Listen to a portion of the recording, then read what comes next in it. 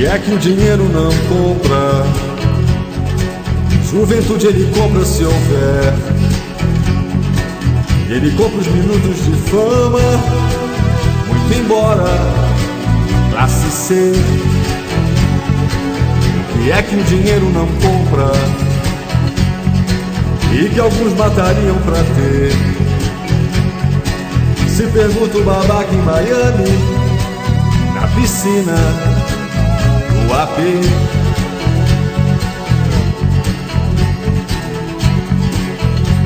A mim, que me ralo pra apartamento em Miami, mas que também não sou nenhum São Francisco de Assis, e preciso de Cabernet Sauvignon e Confit de Canard, e preciso de tempo em Paris.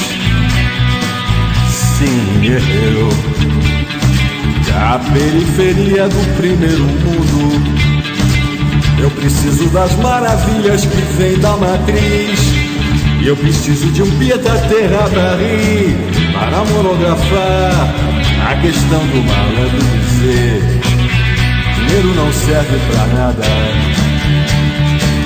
é só pra comprar e vender. A quem o dinheiro não compra, o fundamentalista talvez, no afã de provar sua fé, joga bombas em bebês. A quem o dinheiro não compra, quando o gênio e o reformador precisam também ser amáveis com o patrocinador.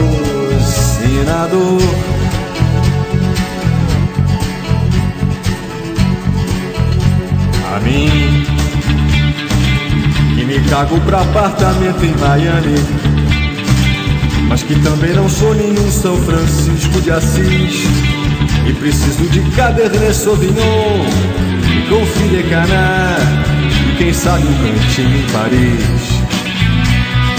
Sim, eu, da periferia do oco do mundo, e amante das maravilhas que vem da matriz, eu preciso de um pied-à-terre à Paris para monografar a questão do malandro dizer: dinheiro não serve pra nada,